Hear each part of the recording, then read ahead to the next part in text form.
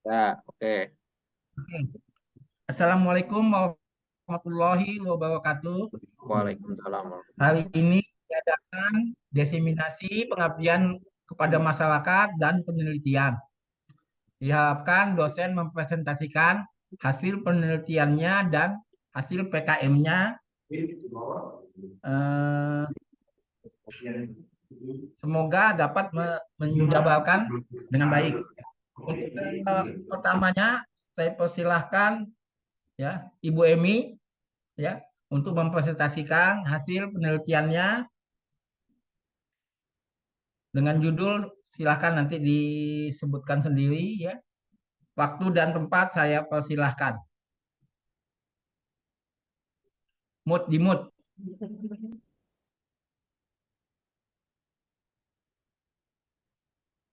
suaranya belum. Oke, halo Bapak Ibu. Assalamualaikum warahmatullahi wabarakatuh. Waalaikumsalam warahmatullahi wabarakatuh. Selamat siang semuanya. Semoga diberikan kesehatan dan keberkahan untuk hari ini, diberikan kelancaran untuk melaksanakan diseminasi pada siang hari ini.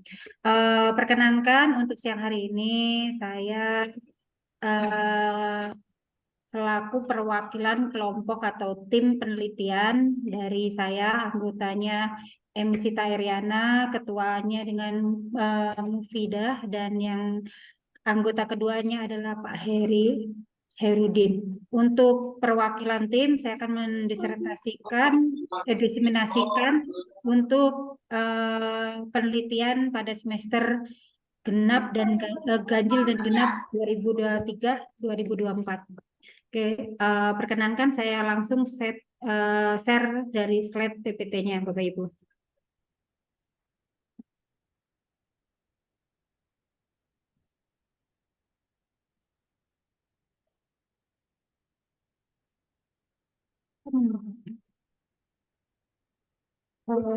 Untuk PPT-nya nggak bisa di-share ini, Pak. Nonaktifkan.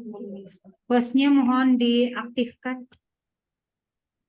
Saya tidak Udah, bisa share PPT-nya. udah. Sudah. Oke, Coba.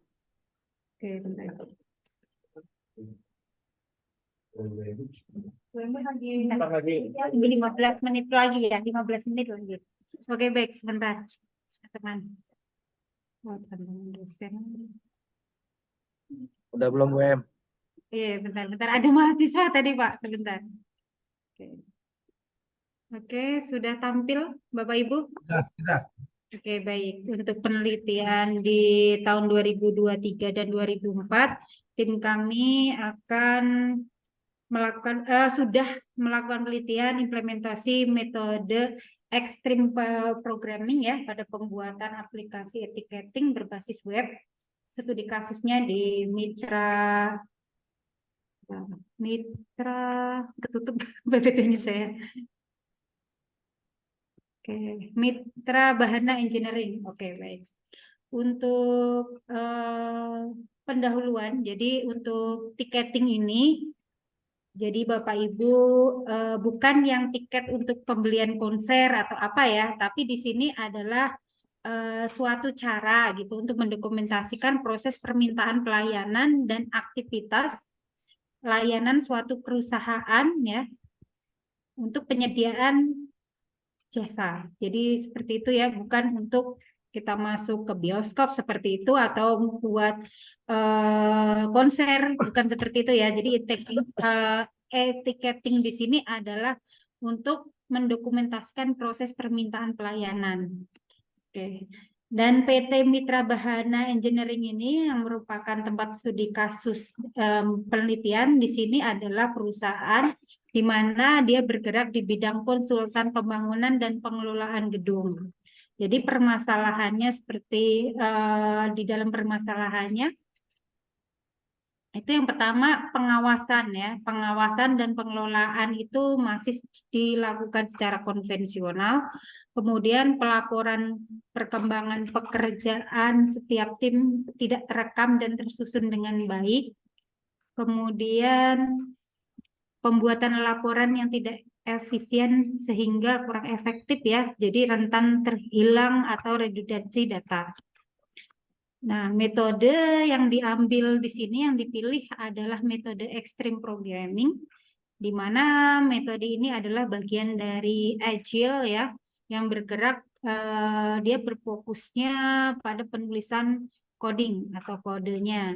Nah, ini dipilih karena memiliki alasan extreme programming ini adalah suatu metode yang responsif dan bisa diulang apabila masih terdapat yang bug atau error. Oke, jadi langkah atau alur dari metode ini yang pertama perencanaan dulu, kemudian dirancang seperti apa aplikasinya, kemudian penulisan kodenya, dan diakhiri dengan pengujian. Selanjutnya, perancangan di sini atau analisis proses bisnisnya di sini akan ditampilkan di bagian sebelah kanan use case diagramnya yang terdiri dari beberapa user. Di sini ada super admin, ada manajer project, ada manajer salesnya, kemudian kliennya, tim sales, kemudian tim project. Jadi di sini admin ini bisa melakukan upload invoice. Tentu harus login dahulu semuanya ya. Untuk user, semua user harus login dulu. Setelah login berhasil, bisa mengupload invoice, mengelola data karyawan, itu yang dilakukan oleh admin. Kemudian untuk admin ini, admin dapat mengelola data user, klien, kemudian sales juga, maupun dapat mengelola tiket project ya. Untuk manager site di sini bisa mengelola tiket salesnya, kemudian manajer project itu bisa melihat laporan dari tim proyek. Oke. Untuk selanjutnya penggunanya di sini tadi ada klien, tim sales, tim project, manager sales, dan admin ya. Kalau disimpulkan penggunanya siapa. Oke, jadi pembahasannya selain tadi perancangan dari aplikasinya, di sini database-nya juga. Nah, database di sini terlihat dari beberapa entitas ya, yang terdiri dari tabel-tabel. Tadi ada klien, user, pekerja, kemudian sales-nya, kemudian kecil-kecil mas. Kemudian hasil analisa kebutuhan yang digambarkan dalam bentuk diagram tiket itu di bagian sebelah kanan Bapak Ibu. Tadi sudah saya jelaskan beberapa entitas yang terkait dari perancangan basis datanya. Oke, dari pengujian aplikasi tadi ada beberapa yang diuji, tentunya beberapa beberapa halaman website yang sudah dirancang ya, itu dilakukan pengujian black box, di mana pengujian ini merupakan pengujian yang ditujukan untuk menemukan bug atau aplikasi yang belum sempurna yang telah dibuat di sistem sehingga dapat dianalisis apa yang menjadi kekurangan dari sistem tersebut. Tujuannya seperti itu.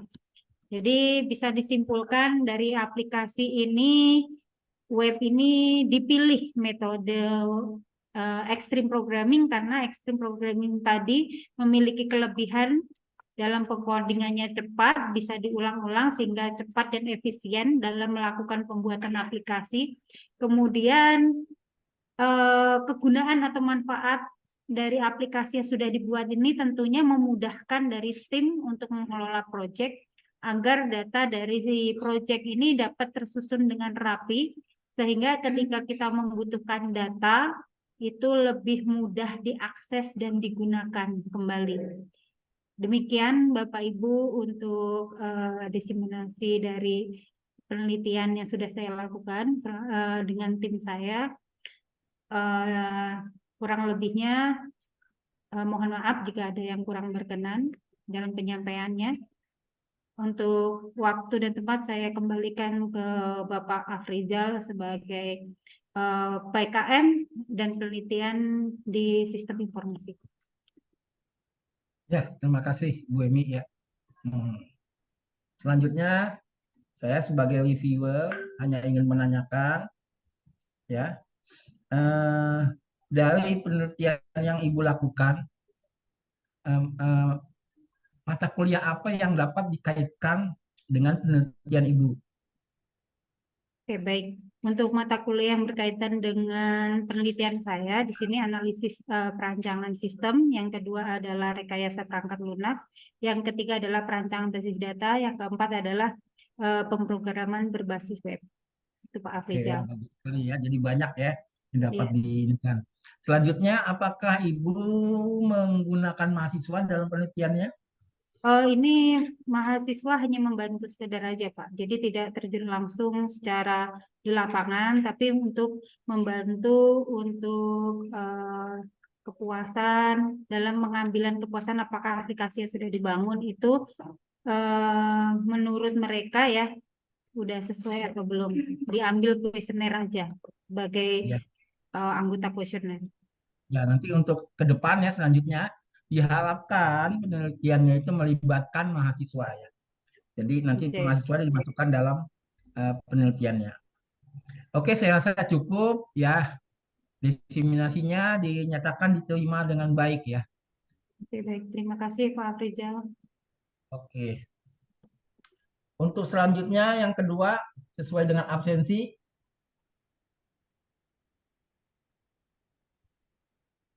Samso, Pak Samso ada sebagai moderator harusnya ini yang manggil-manggil. Ada Pak, izin Ah, Pak. Bu Galuhnya sudah siap sudah. Silakan saya persilahkan Bu Galuh untuk mempesertikan penelitiannya. Ya, terima kasih Pak Afrizal. Siap. Suara saya jelas nggak ya, Pak? Jelas, jelas. Oke. eh Bu Eni, saya izin untuk ambil alih sharing screen-nya ya. Oke, silakan. Iya, iya, bentar, Pak. Ini aku pakai, bentar ya. Iya, nanti kalau nanti. Orang ini ya. Izin Pak, apakah sudah terlihat layar saya? Sudah, sudah. Oke, terima kasih. Assalamualaikum warahmatullahi wabarakatuh. Waalaikumsalam warahmatullahi wabarakatuh. Terima kasih buat Pak Afrizal atas waktunya memberikan saya kesempatan untuk mempresentasikan penelitian saya pada diseminasi kali ini. Hari ini saya mempresentasikan untuk penelitian desain dan implementasi teknologi augmented reality untuk media edukasi pengenalan tata surya untuk anak. Studi kasusnya kita di Sekolah SD Muhammadiyah 3 di Bintaro. Nah, penelitian ini dilakukan oleh saya sebagai ketua, Galuh Oka Sasutri, dan Ibu Hananing sebagai anggota. Terus kemudian latar belakang mengapa kami melakukan penelitian ini adalah karena sekarang semakin pesatnya teknologi, media pembelajaran pun semakin berkembang gitu ya, tujuannya ya supaya pembelajaran yang buku yang sebelumnya hanya 2 dimensi gitu dianggap sudah pasif, ya, kurang interaktif karena kurang menarik gitu. Jadi kurang menarik minat baca anak-anak di era sekarang gitu, Pak. Nah, terus kemudian si augmented reality ini sendiri itu apa sih gitu ya? AR ini itu teknologi menggabungkan benda maya 2 dimensi atau 3 dimensi ke dalam lingkungan yang nyata 3 dimensi, lalu memproyeksikan benda-benda maya tersebut dalam waktu nyata. AR juga mampu membentuk gambar menjadi lebih menarik secara visual. Identifikasi masalah pada penelitian ini yaitu penggunaan fiduciary marker yang kurang efektif karena masih menggunakan marker kotak hitam putih. Terus kemudian kurangnya pemanfaatan teknologi untuk media pembelajaran tata surya. Nah, adapun tujuan dari penelitian ini, kami menggunakan teknik markless marker, jadi sudah tidak menggunakan marker yang hitam putih itu lagi, di mana marker ini digunakan untuk mampu membaca bentuk gambar dengan macam warna, jadi apapun gambarnya itu bisa dijadikan sebagai marker. Terus kemudian membuat aplikasi yang berbasis Android yang memanfaatkan teknologi augmented reality yang dapat menampilkan visualisasi 2 dimensi ataupun 3 dimensi sehingga terlihat nyata dan menarik dalam pembelajaran dalam hal ini untuk tata surya. Nah, metode penelitian yang kami gunakan, yang pertama kami studi pustaka, jadi mencari berbagai referensi, baik dari buku, jurnal, e-book, website, dan referensi lain yang berhubungan dengan tema untuk menyusun laporan ini, masih tugas. Nah, observasi dalam metode ini akan dilakukan pengamatan langsung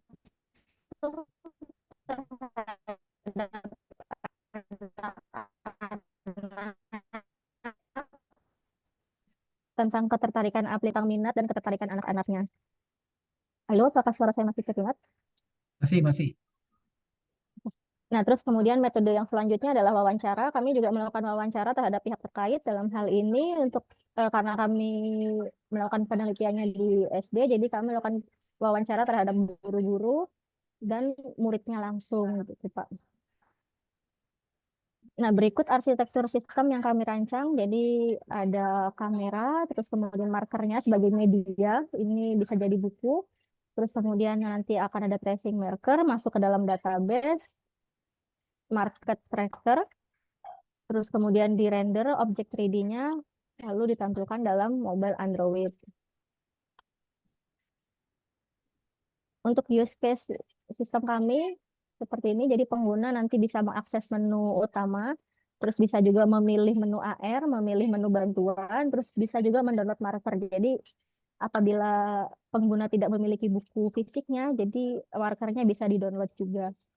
Terus kemudian bisa menampilkan objek dari deteksi kamera dan sampai menampilkan gambar AR. Nah, hasil dan pembahasan penelitian ini bertujuan membangun aplikasi berbasis mobile Android dengan menggunakan teknologi AR.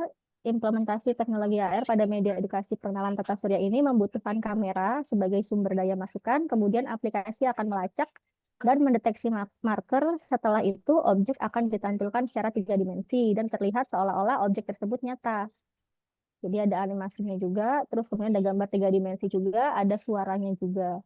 Aplikasi ini dapat membantu para guru dalam menyampaikan materi kepada siswa karena tadi ada efek suara, jadi ada penjelasan terkait tata surya. Terus kemudian selain itu, aplikasi ini juga dapat membantu siswa untuk melihat gambaran 3 dimensi dari sistem tata surya secara lebih nyata. Nah, berikut tampilan flash screen dari aplikasinya. Terus kemudian ini main menunya. Jadi terdapat menu augmented reality, bantuan, download, dan keluar. Di sini adalah harusnya ini animasi, makanya gambarnya terlihat penuh. Ini nantinya background-nya itu animasi bergerak, itu tata surya bergerak. Terus kemudian bisa memilih matahari, planet Merkurius, Venus, Bumi, Jupiter, Saturnus, Uranus, dan planet lainnya. Atau keseluruhan tata surya utuh.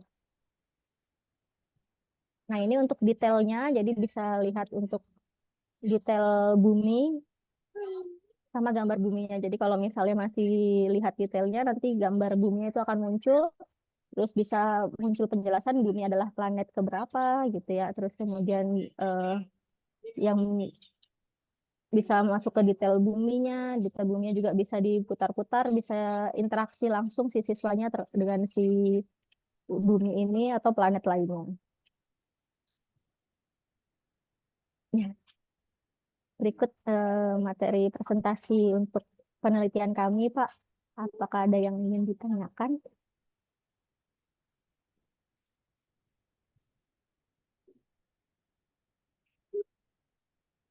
Sudah selesai, Bu? Iya, sudah selesai, Pak. Oke, ya. Yang saya tanyakan adalah yang Ibu penelitian ini relevansinya dengan mata kuliah yang ada di SI apa saja? Relasinya dengan mata kuliah seperti rekayasa perancangan perangkat lunak, terus mobile programming juga bisa masuk, Pak. Hmm. Terus apakah sudah melibatkan mahasiswa atau belum? Penglihatan ini belum melibatkan mahasiswa, Pak. Nah, ya nanti ya untuk ke depan diharapkan penelitian seperti kayak PKM ya, penelitian tuh melibatkan mahasiswa juga dalam melaksanakan penelitian. Karena nanti di apa namanya di borang itu ditanyakan sudah ada gitu. Oke, saya rasa cukup ya dan dinyatakan diterima. Terima kasih. Alhamdulillah, terima kasih, Pak. Untuk selanjutnya,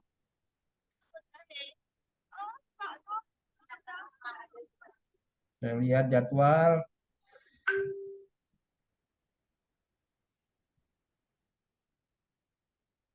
Pak Subalka. Silakan Pak Subalka.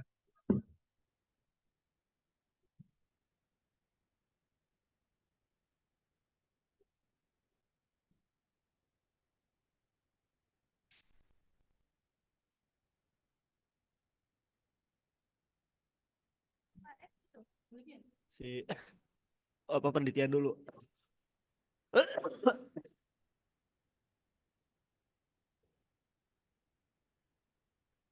Oh, rapot. Canggih juga nih.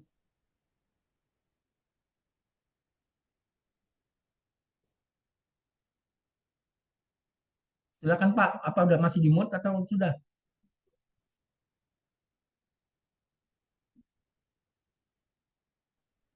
Suaranya Pak Barka belum keluar.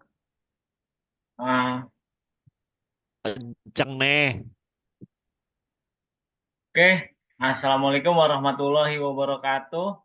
Waalaikumsalam. Waalaikumsalam. Terima kasih Pak Aprijal, yang saya hormati selaku koordinator PKM dan penelitian, yang saya hormati Bapak Ibu dosen program studi sistem informasi. Oke, pada penelitian kali ini saya mengambil tema yaitu perancangan sistem informasi e-raport berbasis web menggunakan metode waterfall studi kasus pada SMK Bintang Nusantara. Adapun saya sendiri selaku ketua peneliti, anggota peneliti yang pertama yaitu Ahmad, yang kedua yaitu Maulana Abiansah. Oke, jadi latar belakangnya pada saat ini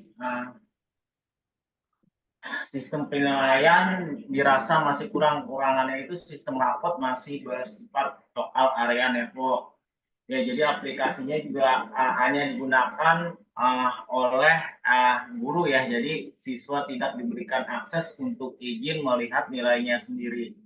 Karena alasan tersebut diperlukan aplikasi raport yang dapat meningkatkan pelayanan kepada siswa. Jadi diharapkan di aplikasi ini siswa dapat melihat nilainya langsung secara real time dalam hal mendapatkan nilai sekaligus memudahkan guru-guru dalam mengisikan raport. Dalam pengembangan ini penulis saya menggunakan metode pengembangan SDLC dengan model proses waterfall. Sedangkan bahasa pemrograman yang digunakan adalah PHP dan menggunakan database MySQL.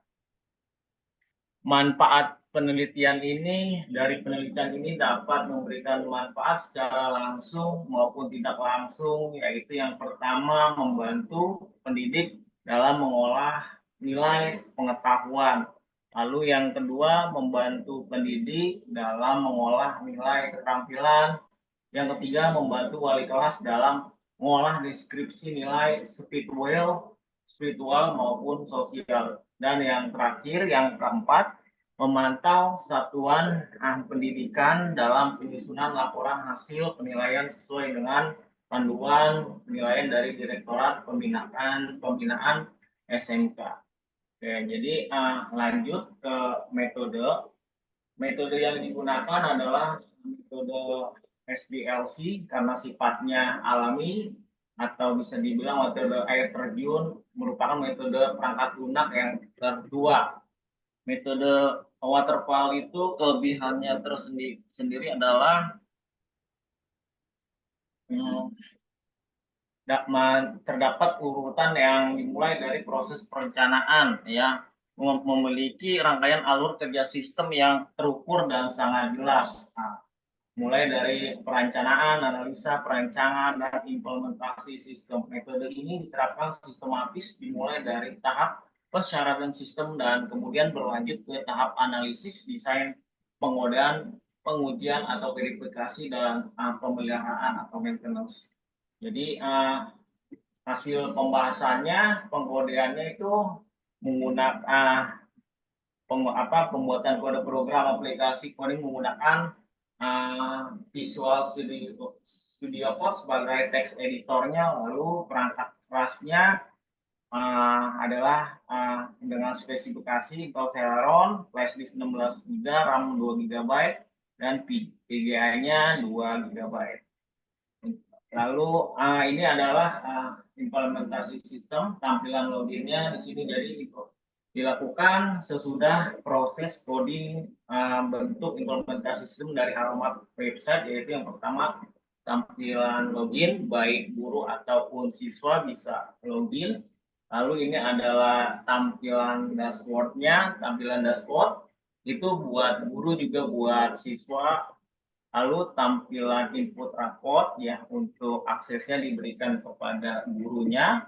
Lalu tampilan lihat raport dan cetak raport ya, di sini ada sebenarnya cetak raport itu di aksesnya di untuk siswa yang melihat, dalam hal ini orang tua bisa melihat langsung perkembangan anaknya mengenai nilai di sekolah.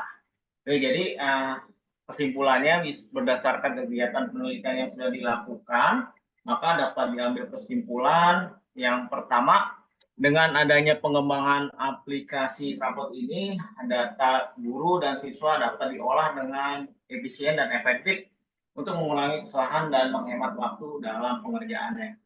Yang kedua, dengan adanya hak akses, data-data yang penting dapat disimpan dengan mudah dan dapat dilihat sesuai akses yang diberikan. Dan yang ketiga, dengan adanya aplikasi e-raport, guru dapat langsung mengeprint raport para siswa dengan mudah dan dapat menghemat waktu dalam pengerjaannya. Oke, sarannya pada penelitian yang telah dilakukan tentu masih banyak kekurangan kelemahan.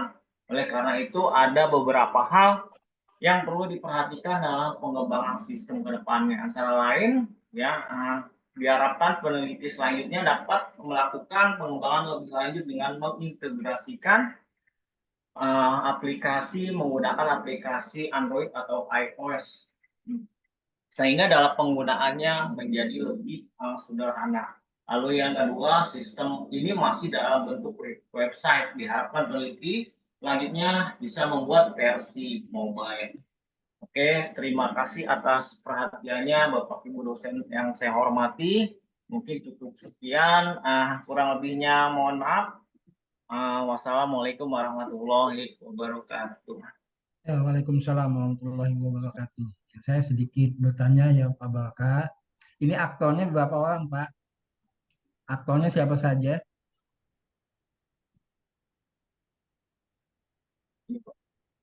Mati lagi suaranya.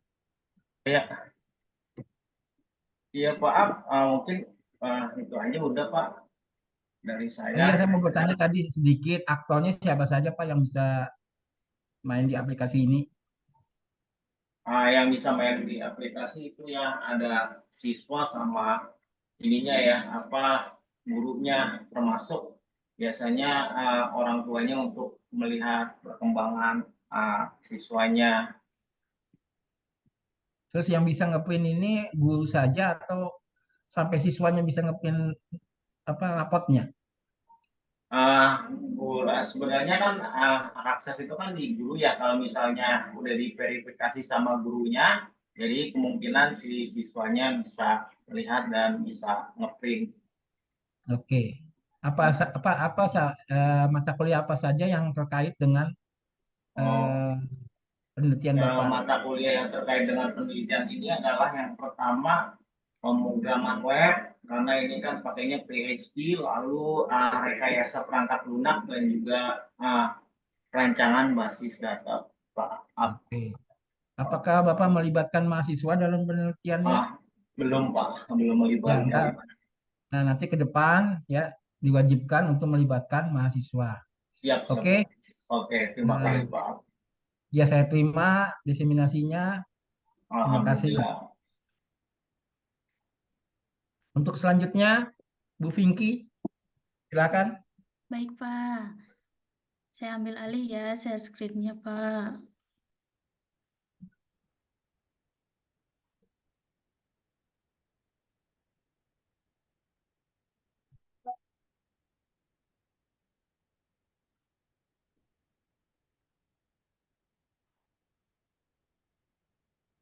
Saya mulai ya, Pak.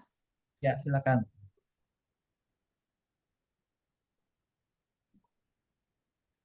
Baik, Assalamualaikum warahmatullahi wabarakatuh. Selamat Waalaikumsalam. siang, yang terhormat Bapak Dr. Andes Afrizal Zain MKOM, Ketua Bidang Penelitian dan PKM Prodi Sistem Informasi. Tak lupa juga kepada seluruh dosen Sistem Informasi peserta diseminasi pada hari ini. Terima kasih saya ucapkan atas kesempatan yang diberikan kepada kami untuk mempresentasikan hasil penelitian kami berjudul Prediksi Penyakit Diabetes Mellitus menggunakan jaringan saraf tiruan dengan metode backpropagation. Saya Vinky Marwati sebagai penulis pertama dan rekan saya Rizky Pauji sebagai penulis kedua. Latar belakang dalam penelitian ini saya membahas tentang diabetes. Nah, diabetes mellitus sendiri ini adalah penyakit kronis yang terjadi ketika pankreas tidak dapat memproduksi insulin yang cukup atau ketika tubuh tidak dapat menggunakan insulin yang dihasilkan secara efektif. Jadi, menurut hasil riset kesehatan bahwa Indonesia itu adalah di peringkat ketujuh sebagai penyebab kematian di dunia. Jadi sudah banyak sekali yang meninggal, hampir 90 sampai 95% karena terjadinya diabetes mellitus. Identifikasi masalah ini dilakukan penerapan algoritma neural network dengan metode backpropagation untuk memprediksi penyakit diabetes mellitus. Tujuannya agar akurasi menjadi lebih meningkat. Sedangkan rumusan masalahnya ini adalah bagaimana tingkat akurasi prediksi penyakit diabetes yang akan dilakukan dengan penerapan algoritma neural network dengan backpropagation. Selanjutnya untuk kerangka pemikiran. Nah, di sini ada masalahnya seperti apa. Selanjutnya ada modelnya, ada toolsnya, ada pengukurannya dan hasilnya. Untuk problemnya sendiri tadi sudah dijelaskan bahwa bagaimana sih tingkat dari akurasi untuk prediksi penyakit diabetes. Selanjutnya ini dibandingkan metode neural network sendiri dengan metode backpropagation. Setelah itu dilakukan atau diuji di aplikasi RapidMiner dan dilakukan pengujian precision, validasi, confusion, dan juga recall. Maka akan menghasilkan nanti klasifikasi yang paling baik itu yang mana gitu dari si dua neural network tersebut. Ini untuk metode penelitiannya, saya mengambil data dari Kaggle, itu berupa dataset nanti dibagi dua, ini sebanyak 760 data, nanti dibagi dua, yang pertama ada training dan yang kedua itu testing. Nah, di sini saya memakai 8 atribut dan akan menghasilkan dua kategori antara menderita penyakit diabetes atau tidak. Di sini model yang diusulkan pertama ketika nanti pengujian di RapidMiner, maka data tersebut akan dibagi menjadi dua. Yang pertama training terlebih dahulu, itu disiapkan datasetnya, lalu diuji dan dilatih. Nanti akan menghasilkan pelatihan, data bobot, pengujian, dan hasil akhir dari prediksi. Yang kedua itu menggunakan testing, nanti setelah datasetnya sudah ada, maka dilakukan proses training terlebih dahulu, selanjutnya dites dan akan dilakukan pengujian, maka hasilnya akan mendapatkan prediksi yang terbaik. Untuk evaluasi dan hasil validasi. Hasil dari pengujian model yang dilakukan ini adalah menentukan diabetes mellitus dengan neural network dan juga berbasis ADABUS. Jadi nanti ketika diprediksi neural networknya sendiri, maka akan digabungkan neural network dengan backpropagation mana yang lebih akurat. Yang kedua, dalam menentukan nilai tingkat keakurasian dalam model neural network dan juga neural network berbasis backpropagation.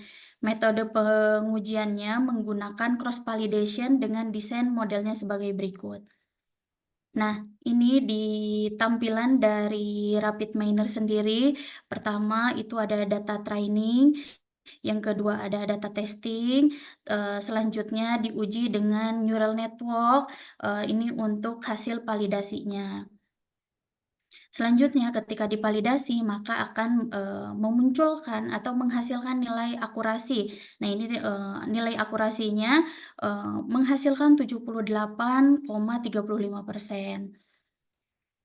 Selanjutnya untuk presisi mendapatkan 81,88%. Ini untuk pengujian dalam neural network sendiri. Ini untuk performance factor ini menghasilkan 78,35% akurasi.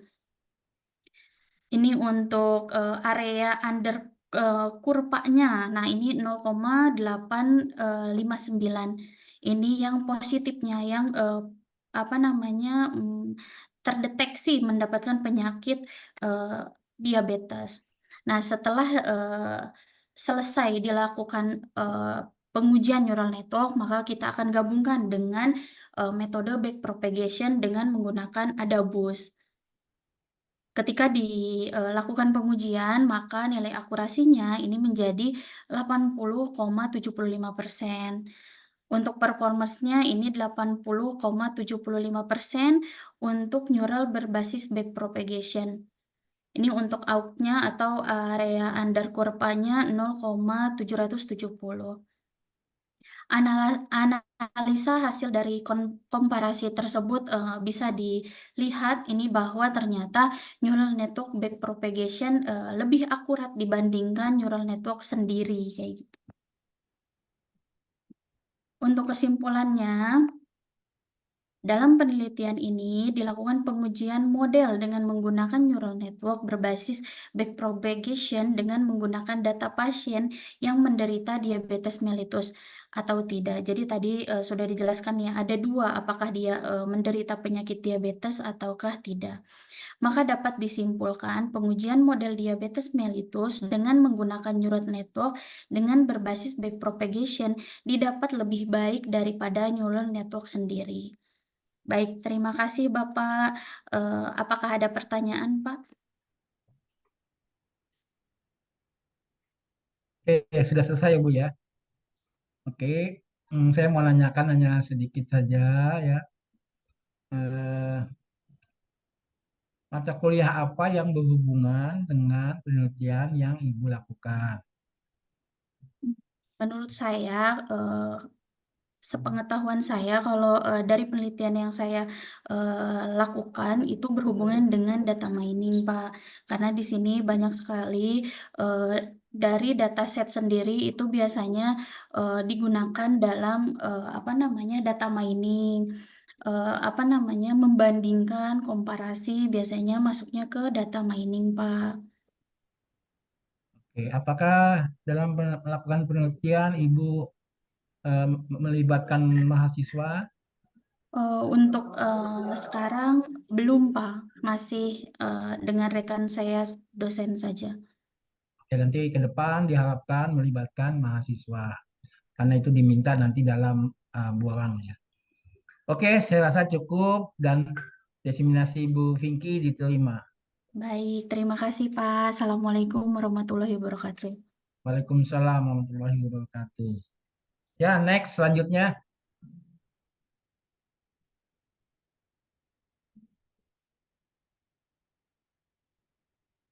Baik, Jin, Pak. Assalamualaikum warahmatullahi wabarakatuh. Waalaikumsalam.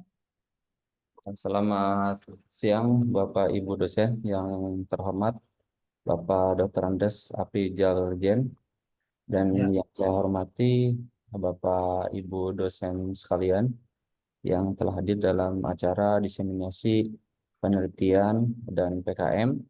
Nah, izin di sini saya akan coba mempresentasikan penelitian yang telah kami lakukan. Izin share screen, Pak. Silakan.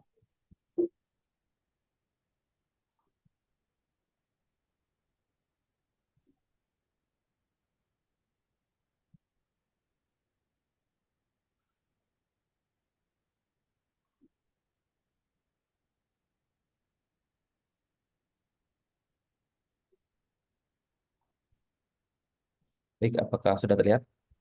Sudah.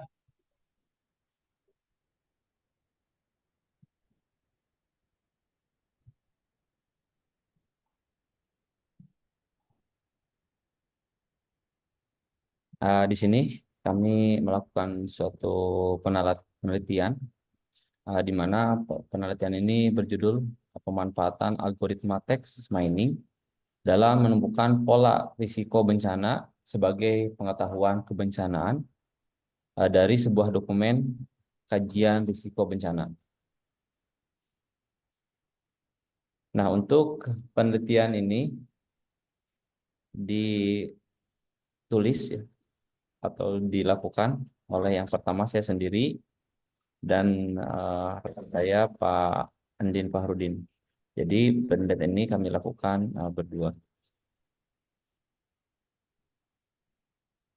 Nah, adapun latar belakang,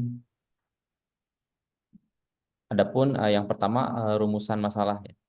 Jadi untuk rumusan masalah di dalam penelitian ini, yang pertama yaitu bagaimana implementasi algoritma text mining dalam menemukan pola risiko bencana sebagai pengetahuan kebencanaan dari dokumen kajian risiko bencana atau disingkat KRB. Nah, jadi dokumen KRB ini kalau kita lihat di dalam dokumen kebencanaan yang dimiliki oleh Badan Penanggulangan Bencana, nah itu dimiliki dari masing-masing provinsi. Selanjutnya untuk rumusan masalah yang kedua yaitu bagaimana masyarakat di sini mendapatkan manfaat berupa pengetahuan baru mengenai kebencanaan yang didapat dari sebuah dokumen kajian risiko bencana. Nah, selanjutnya untuk tujuan dari penelitian ini, yang pertama itu diharapkan dapat menerapkan algoritma text mining dalam proses summary dokumen kajian risiko bencana. Nah, jadi diharapkan hasil atau yang didapat di dalam penelitian ini yaitu berupa summary. Jadi kalau misalkan kita baca dokumennya, dokumen kajian risiko bencana tentunya, nah itu dalam satu dokumen yang isinya itu bisa puluhan halaman ataupun bahkan ratusan halaman. Nah, maka dengan adanya penelitian ini diharapkan dapat mensummary dokumennya. Jadi kita akan dapat hasil dari dokumennya saja, hasil ringkasannya. Nah, yang kedua, untuk mendapatkan suatu pengetahuan baru yang didapat dari proses summary dokumen kajian risiko bencana. Jadi pengetahuan yang didapat dari hasil summary tadi. Nah, selanjutnya untuk latar belakang dari penelitian ini, nah seperti kita ketahui ya, untuk Indonesia sendiri potensi bencananya itu cukup signifikan, ya di mana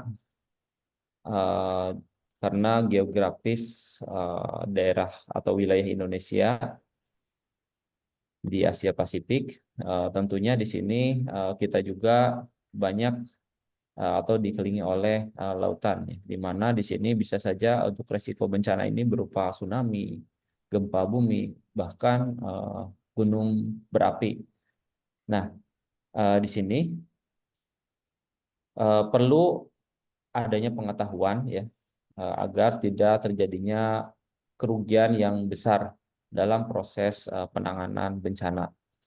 Nah, maka dari itu dilakukan upaya analisis dokumen KRB nih untuk memperoleh hasil berupa ringkasan. Nah, sebagai upaya penanggulangan kejadian bencana yang terjadi di masa mendatang. Nah, jadi dengan adanya dokumen KRB tadi, nah tentunya di sini kita perlu yang namanya otomatisasi. Ya, di sini otomatisasi ringkasan dengan menggunakan algoritma text mining. Nah, seperti kita ketahui, text mining sendiri merupakan suatu proses dalam menggali informasi dari sekumpulan dokumen menggunakan tool analisis, salah satunya adalah kategorisasi.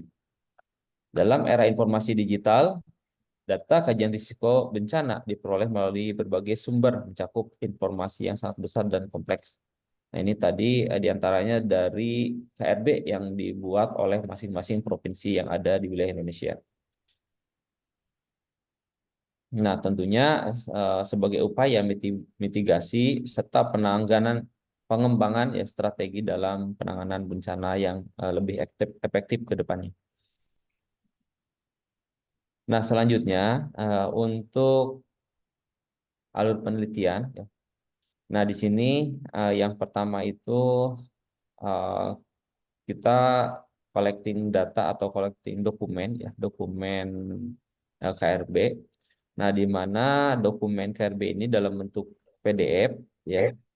Selanjutnya kita ekstraksi dalam file text. Jadi kalau misalkan file PDF tentunya tidak bisa lakukan proses text mining. Nah, kita rubah dulu ke dalam teks.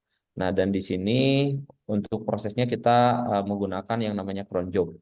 Jadi di sini dia akan melakukan proses apa namanya ekstraksi di sini dan nanti akan melakukan penyimpanan ke dalam database. Jadi nanti akan masuk ke dalam tabel yang ada di database yang sudah kita sediakan. Nah, selanjutnya baru di sini kita lakukan proses NLP atau Natural Language Processing, di mana untuk tahapannya mulai dari tokenisasi, ada scaffolding, filtering, ada steaming. Nah, serta di sini yang terakhir adalah data cleansing. Jadi sebelum data itu ditampilkan, tentunya kita akan proses cleansing terlebih dahulu. Nah, adapun metode penelitian yang dilakukan di sini mulai dari yang pertama adalah tahapan identifikasi dan analisis kebutuhan. Nah, selanjutnya kita melakukan pengumpulan dan pemrosesan data, dokumen, representasi data dan dokumen, selanjutnya pemilihan model algoritma text mining, selanjutnya melakukan pre-processing dan fitur engineering. Yang keenam, kita lakukan validasi model dan referensi hasil, serta yang kedua adalah interpretasi dan analisis hasil. Nah, ini untuk metode penelitian yang kita lakukan. Nah, yang pertama di sini analisis data atau pengumpulan data dokumen KRB di sini. Nah, ini kita dapat dalam bentuk repository dalam suatu aplikasi. Nah, selanjutnya kita ekstrak secara otomatis ke dalam teks dan dimasukkan ke dalam sebuah tabel yang ada di database. Nah, ini sebagai contohnya gambarannya, ini file PDF ya, kita proses ekstraksi. Nah, ini di sini kalau kita ekstraksi langsung ini masih apa namanya datanya itu kalau kita lihat di sini ada data high space-nya banyak. Jadi nanti di sini perlu kita lakukan apa namanya tokenisasi. Nah, selanjutnya di sini masuk ke dalam data pre-processing.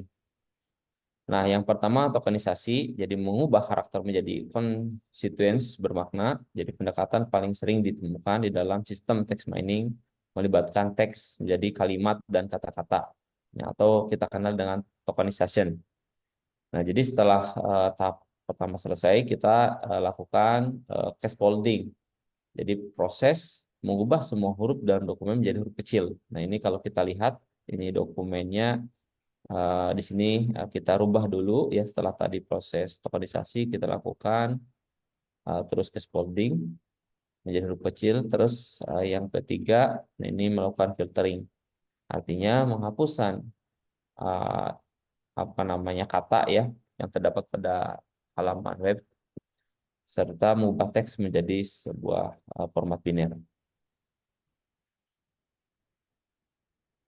Nah, langkah selanjutnya kita lakukan yang namanya streaming. Jadi suatu proses mentransformasi kata-kata yang terdapat dalam suatu dokumen dari mulai akar katanya dan tentunya menggunakan aturan-aturan tertentu. Nah, ini untuk prosesnya dari mulai teks, pengolahan teks, ya, perubahan teks, pemilihan teks, data mining. Nah, ini sudah terlihat. Nanti baru kita lakukan evaluasi serta interpretasi.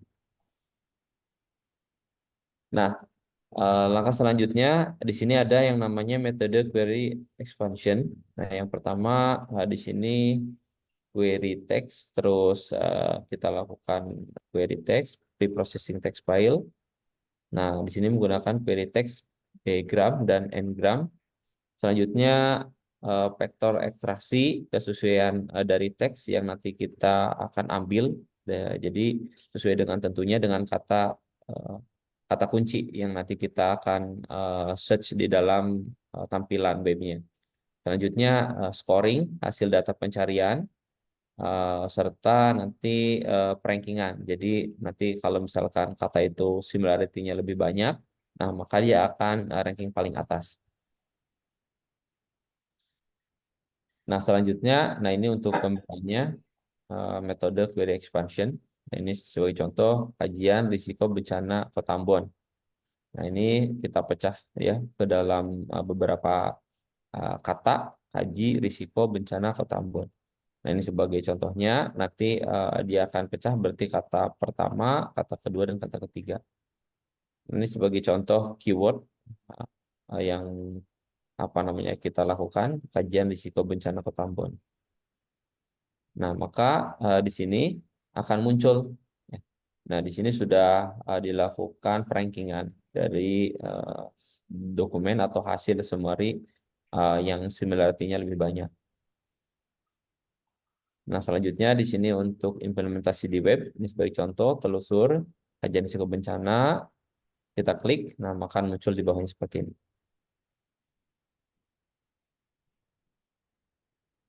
Nah, untuk kesimpulan di sini dari hasil rangkaian penelitian yang dilakukan mengenai pemanfaatan algoritma text mining dalam menemukan pola risiko bencana dari dokumen KRB, yang pertama adalah pemanfaatan algoritma text mining dengan metode term frequency inverse dokumen frekuensi atau TEP-IDF. Nah, ini tadi saya belum sebutkan ya, kita menggunakan metode TEP-IDF.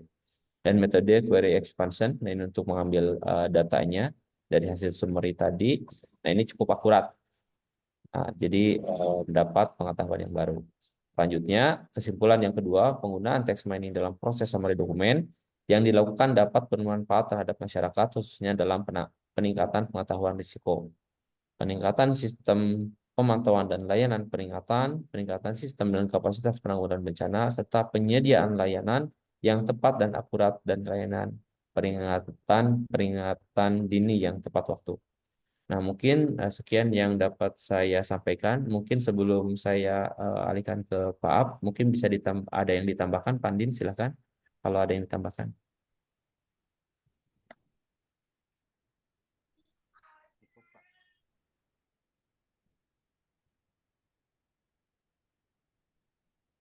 Oke. Izin Pandin, ada yang ditambahkan?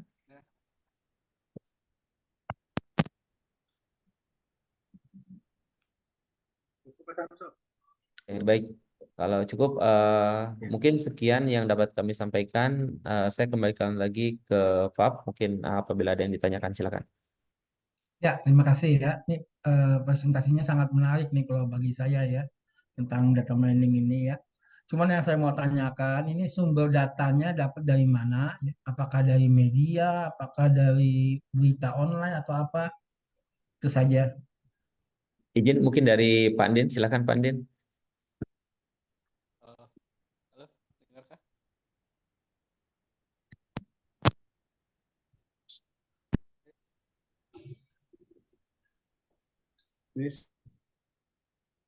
Halo, Ya, dengar terdengar. ya?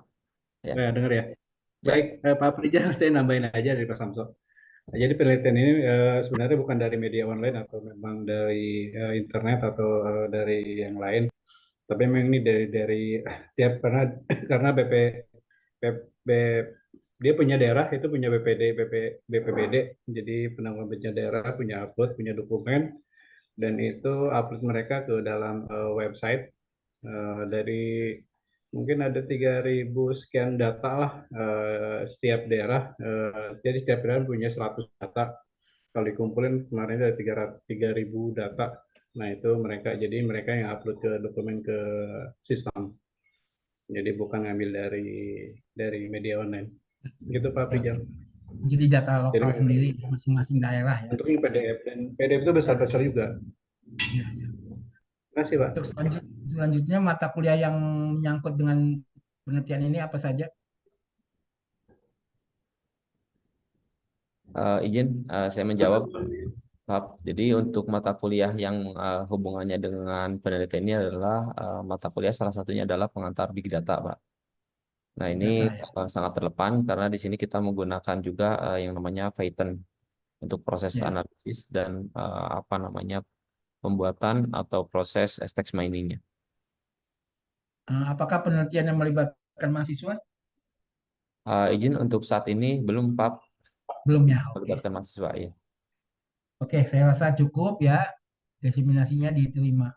Baik, terima kasih Pak. Dan sekian dari saya. Wassalamualaikum warahmatullahi wabarakatuh. Ya, selanjutnya silakan.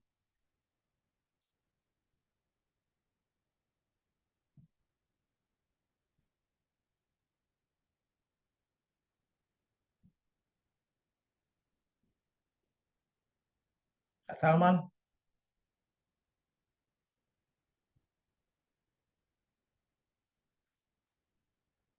Sorry. Ambil bimbingan ya, Pak. Oh gitu. Silakan. Ya, oke. Terima kasih Pak Afrizal selaku koordinator atau ketua bidang PKM dan penelitian. Izin saya Pak untuk share screen. Silakan.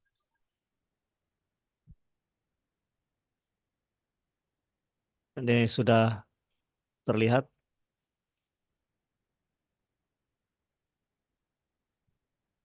Ya, sudah. Sudah ya. Baik.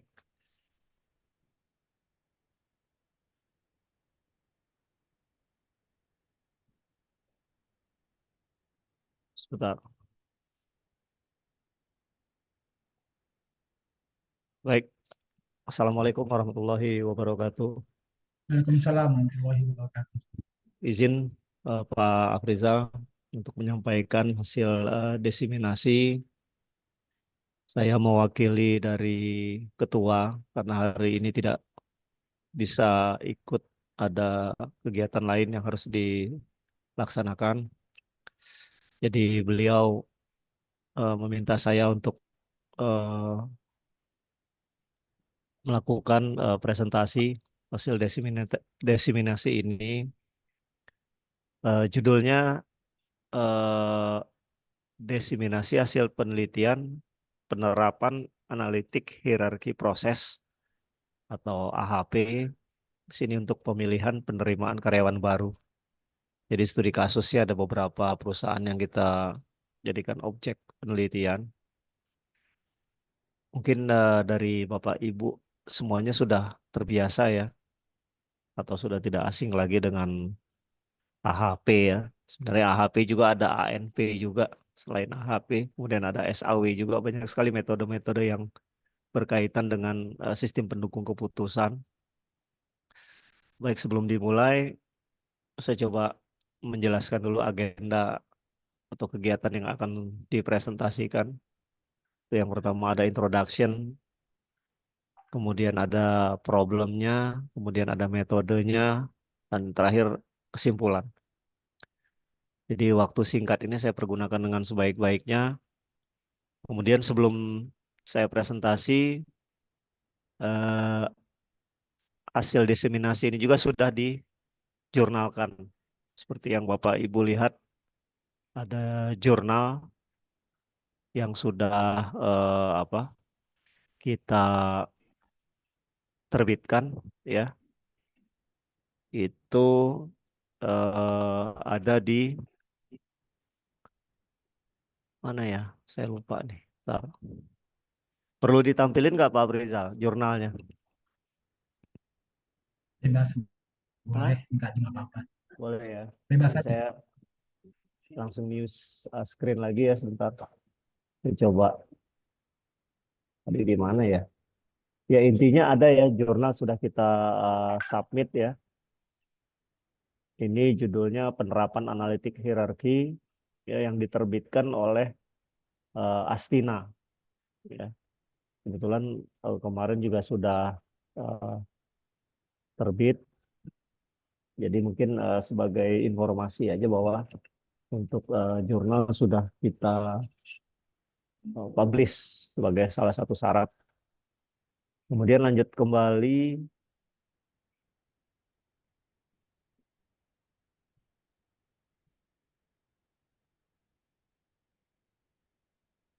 Oke. Nah, sebelum dimulai ini tim kami ya terdiri dari 3. Ada Ibu Christian Rosali, kemudian sebagai ketua, kemudian Afrizal Zain sebagai anggota 1, dan saya sendiri sebagai anggota 2. Ini mohon maaf ya, lagi kondisi kurang sehat, jadi suaranya agak bindeng dikit. Oke, nah yang pertama itu saya mau menjelaskan, mungkin udah pada tahu semua ya tentang AHP itu apa sih. Ya, jadi AHP itu merupakan satu model pendukung keputusan ya. Itu oleh Thomas L. Satie sebagai model ya. Dia ini akan menguraikan masalah multifaktor kriteria. Sebenarnya banyak diimplementasikan ini di perusahaan-perusahaan, baik itu di lembaga pendidikan juga bisa ya. Ini apa representasi dari sebuah permasalahan yang kompleks ya.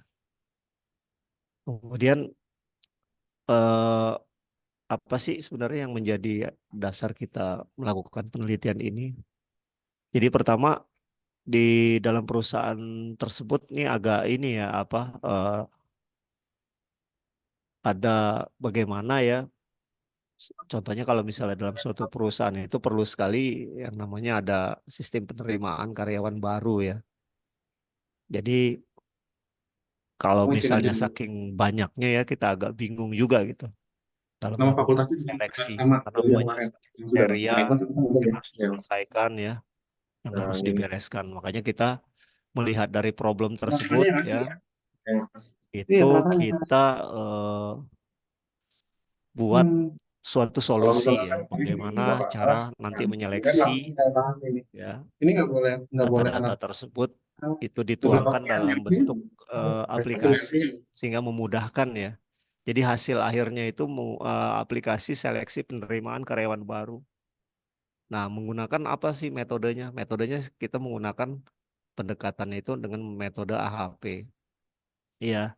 Kemudian sebagai alternatifnya kita juga ada SAW. Cuma kan ini ada sedikit perbedaan ya. Kalau kita lihat metode AHP ini biasanya dia untuk menentukan bobot, sedangkan kalau metode SAW biasanya untuk ranking gitu. Nah, dari permasalahan-permasalahan tadi ya, jadi ada yang kurang efisien, kemudian sering tercecer data ya, kemudian juga agak sulit kita karena data itu kan tersebar di mana-mana ya.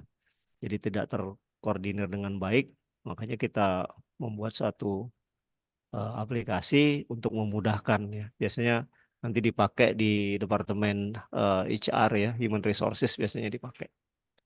Nah, kita buatlah sistem seleksi penerimaan karyawan baru untuk menyelesaikan ya proses manual yang kurang efisien ya, baik itu untuk waktu, ketepatan dalam penyeleksiannya ya, karena tidak adanya kejelasan kriteria yang digunakan. Nah, kemudian dari latar belakang tersebut ya, dilakukanlah pengumpulan data ya dengan bermacam-macam, ada studi literatur, kemudian ada studi pustaka, kita mengumpulkan beberapa data dalam untuk komparasi ya, tabel komparasinya dengan jurnal-jurnal, baik itu dengan yang lain juga buku-buku ya. Sehingga dari situ kita bisa akan membuat hasilnya akan lebih baik lagi. Sehingga sistem nanti yang dibuat ini, ya khususnya buat penerimaan karyawan baru ini, ya tujuannya apa? Untuk meningkatkan efisiensi dan juga objektivitas dari proses seleksi ya. Tentunya dengan penerapan atau mengimplementasikan metode AHP tersebut. Dengan apa? Dengan pemrograman ya, kita buat aplikasinya menggunakan pemrograman web dan MySQL.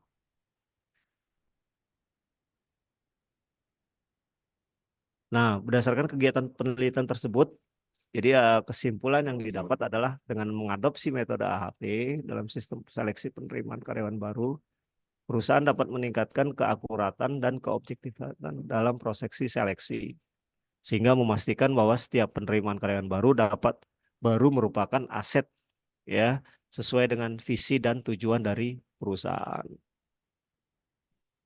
Jadi itu aja Pak Afrizal dari saya. Mungkin ada pertanyaan lain. Nah, saya hanya menanyakan mata kuliah apa yang berhubungan dengan penelitian Pak Salman. Oh ya, oke. Untuk mata kuliah ini ada beberapa ya Pak ya. Kalau saya lihat ini, pertama SPK ya. Jadi ada sistem pendukung keputusan. Kemudian ada kaitannya juga dengan pemrograman berbasis web. Jadi dengan PHP dan MySQL. Itu Pak. Apakah sudah melibatkan mahasiswa Pak dalam penelitiannya? Ada beberapa ya yang kita minta untuk sebagai apa ya? Kita juga ada kemarin itu ada keterlibatan mahasiswa untuk melakukan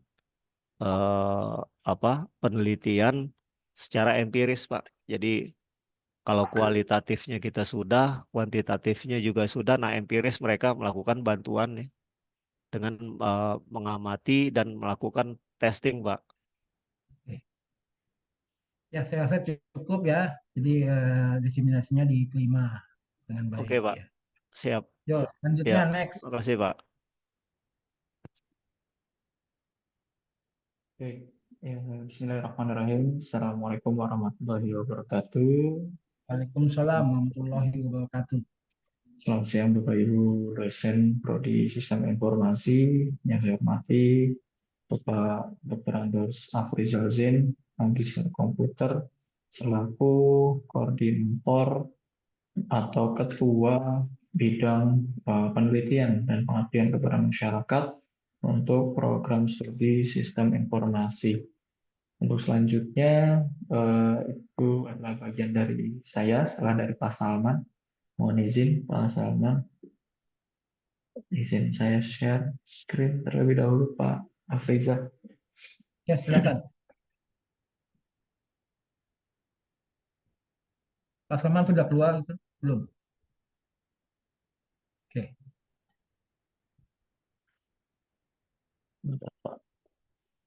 Sorry.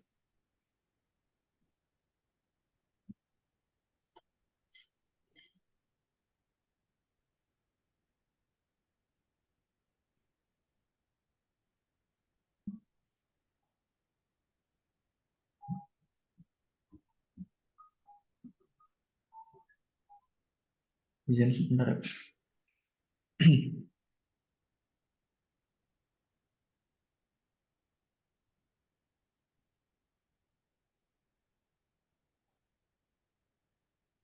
Nah, kalau sudah terlihat Pak, mohon izin.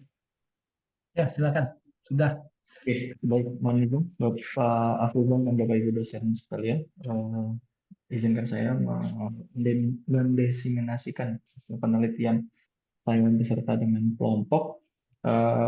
Untuk penelitian saya pada tahun ini, saya mengambil judul dengan judul analisis perbandingan metode AHP dan TOPSIS untuk pemilihan jurusan siswa baru dengan studi kasusnya itu di SMKS Binong Permai.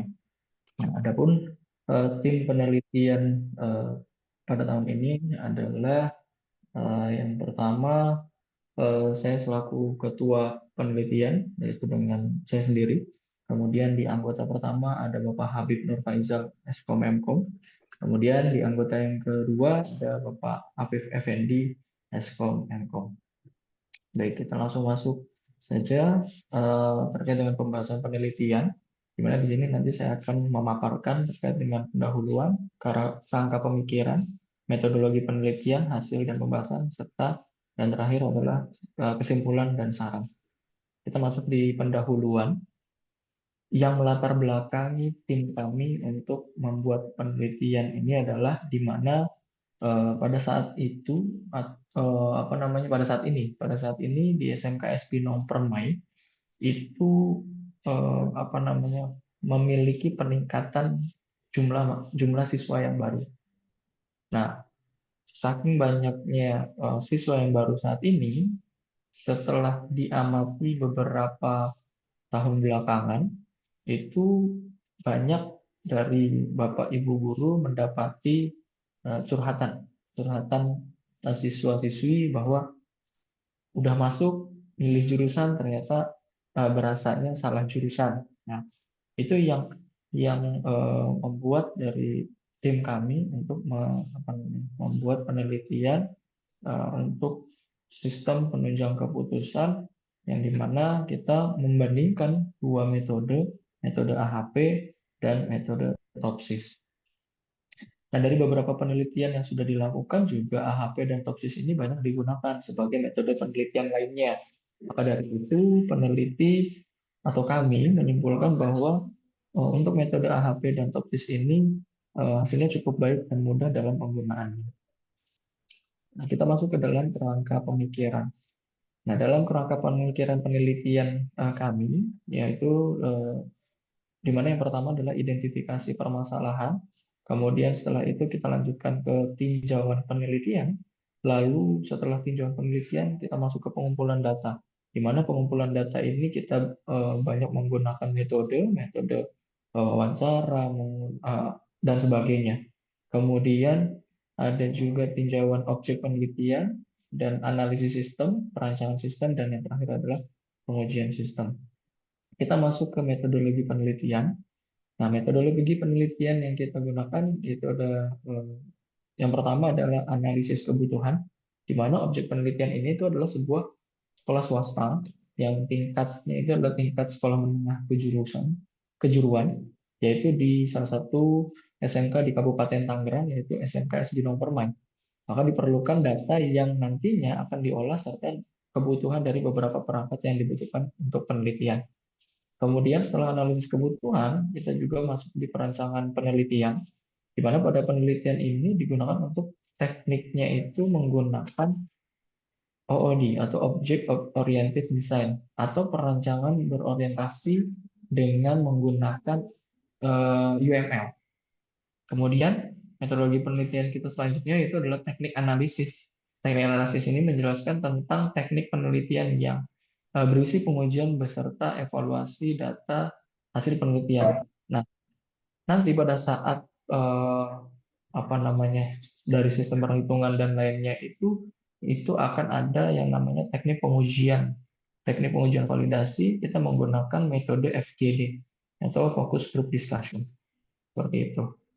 Kemudian dari penelitian yang menghasilkan adalah pada pengolahan data perhitungan metode AHP, di penelitian ini mendapatkan hasil perhitungan hampir 97,3%. Berdasarkan data hasil perhitungan dapat dijelaskan bahwa kriteria yang paling penting bagi pemilihan jurusan pada calon siswa SMKS Binong Permai adalah untuk kriteria uji kompetensi yang mendapatkan hasil 60,8%, untuk kriteria kompetensi mendapatkan hasil 38,5%. Dan sedangkan untuk nilai ujian nasional berbasis komputer mendapatkan hasil 0,6%. Kemudian berdasarkan hasil perhitungan tersebut, untuk pemilihan jurusan yang paling penting berbasis bobot evaluasi bagi pemilih yang didapatkan data yakni yang pertama adalah jurusan akuntansi dengan nilai bobot 0,312. Sedangkan untuk jurusan OTKP atau otomatisasi tata kelola perkantoran itu mendapatkan bobot 0,306. Lalu untuk jurusan multimedia itu ada 0,276 dan yang terakhir adalah jurusan TKJ, Teknik Komputer dan Jaringan dengan bobot sebesar 0,103. Nah, dapat diartikan bahwa urutan pilihan jurusan terbaik di SMKS Bina Permai adalah akuntansi, OTKP, multimedia, dan TKJ. Nah, kemudian pada pengolahan data perhitungan metode TOPSIS, yang menjadikan kriteria dasar dalam pemilihan jurusan ini adalah nilai ujian nasional berbasis komputer atau UNBK. Kemudian ada juga nilai uji kompetensi atau KOM dan nilai kompetensi yang sudah berjalan. Dari hasil perhitungan, didapatkan nilai preferensi adalah untuk jurusan multimedia menghasilkan 0,57, kemudian untuk jurusan akuntansi 0,40, dan untuk jurusan OTKP mendapatkan nilai preferensi 0,37. Nah, dari hasil perhitungan yang ada dapat disimpulkan bahwa untuk jurusan SMKS Bina Permai ini dapat diprediksi dengan hasil perhitungan yang cukup tinggi dengan menggunakan metode AHP. Ya. Dan hal ini ditunjukkan dari hasil perhitungan nilai AHP itu sebesar 97,3%.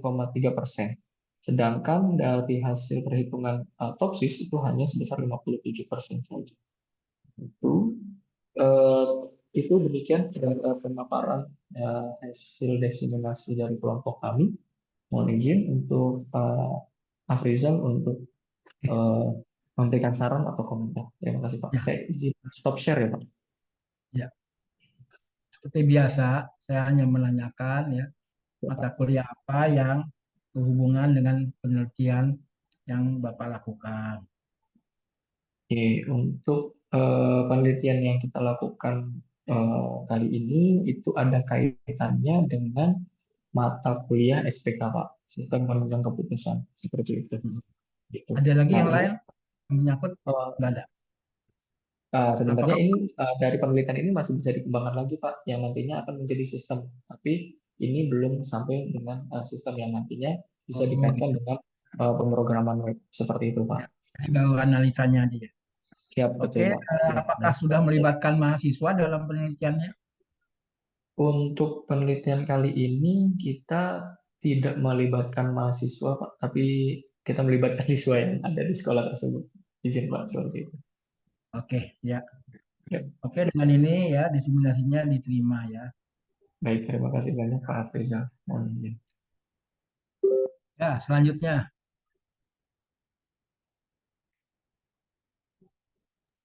Izin Pak Afrizal. Ya, silakan.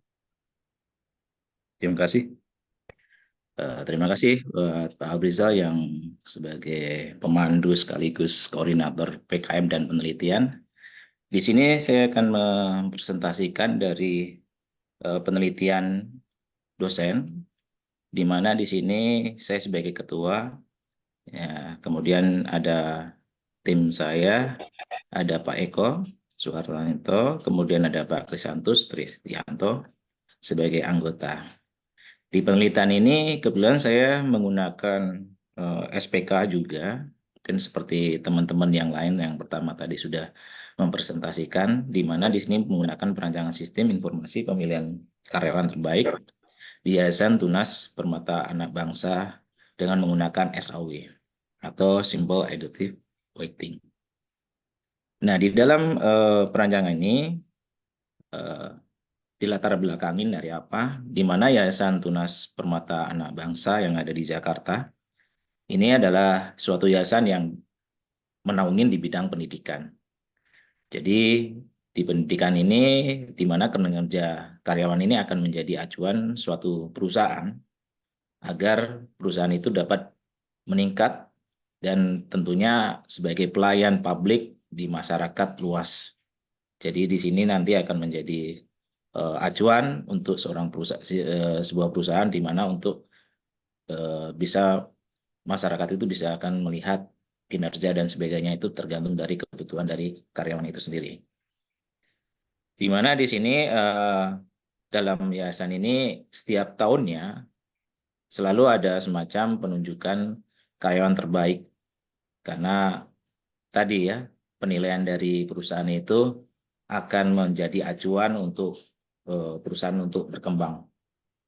Nah, di sini ada kesulitan di bagian yayasan mengalami kesulitan dalam merekap dalam rincian detail dari karyawan ya. Karena bidang kerjaan yang berbeda-beda, makanya dibutuhkan suatu pemilihan karyawan yang terbaik dengan menggunakan suatu sistem pendukung keputusan. Kemudian permasalahan yang muncul di sini, jadi di dalam penilaian terhadap karyawan dengan cara memilih karyawan terbaik ini dengan tentunya dengan penilaian yang sudah ditetapkan oleh yayasan tersebut. Nah, nanti saya akan jabarkan lagi ada 5 kriteria yang harus ditentukan untuk menjadikan suatu penilaian yang tepat terhadap karyawan terbaik ya. Jadi yang tadinya belum akurat menjadi lebih akurat karena sifatnya adalah sebagai penunjukan dari perusahaan yang saat ini berlangsung.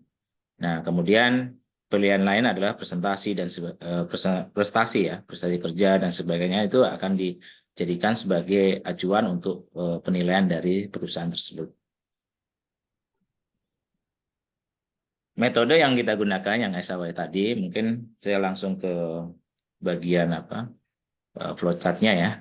Jadi kita dari kriteria yang sudah kita tetapkan, dari alternatif nanti adalah banyaknya karyawan yang terlibat yang ada di situ yang akan dinilai. Kemudian dari situ akan membuat metrik keputusan yang akan digunakan, kemudian akan dijadikan normalisasi metrik keputusannya, kemudian ada perkalian metrik ternormalisasi, kemudian sampai presentasi tiap alternatif. Nah, itu nanti akan menjadikan suatu keputusan bahwa pilihan yang tepat dari beberapa alternatif yang ada. Oke. Kemudian di sini ada bobot kriteria ya. Bobot kriteria ini yang nanti sebagai acuan untuk penilaian ya. Di sini ada 5 kriteria yang digunakan, yaitu pertama adalah loyalitas ya. Loyalitas, kemudian tanggung jawab dari sisi pekerjaan dan sebagainya. Kemudian ada perilaku ya, perilaku atau etika dalam kesehariannya di dalam bekerja. Nah, itu ada sebagai acuan. Kemudian kerjasama. Kerjasama ini adalah tim antar karyawan lain, nanti akan ada suatu penilaian dari di mana dia menaungin dari suatu kerjaan bisa kerjasama dengan tim. Kemudian terakhir adalah kehadiran, yaitu berupa absensi. Kemudian di sini ada range nilai yang ditetapkan dari perusahaan sendiri. Di situ antara rentang 25 sampai 30 nilai yang tertinggi ya. Ini 5 poinnya itu sangat baik. Kemudian 19 sampai 24 itu adalah baik, 4 poin nilainya. Kemudian range-nya 13, 18 itu nilai 3 itu cukup, dan 7 sampai 12 itu yang kurang, itu poinnya nilainya 2. Lebih kecil dari 6 itu adalah 1. Ini sangat kurang. Nah, ini sudah ketetapan dari suatu perusahaan tersebut untuk melakukan penilaian. Yang penilaian ini nanti akan dilakukan oleh beberapa karyawan yang nanti yang akan terlibat di dalamnya untuk mengisi suatu form, di mana form itu yang nantinya untuk menentukan si alternatif ini apakah layak enggak mendapatkan nilai poin sangat baik, cukup, kurang, dan sangat cukup. Nah, itu dia. Kemudian dari bobot yang ada di situ, ini hasil evaluasi ya. Sebenarnya penelitian ini ada nggak cuma 10 ya. Ini contoh sampel aja yang 10 yang ditampilkan. Sebenarnya saya melibatkan 25 karyawan. Nah, di sini contoh yang hasil evaluasi kinerja ya di situ.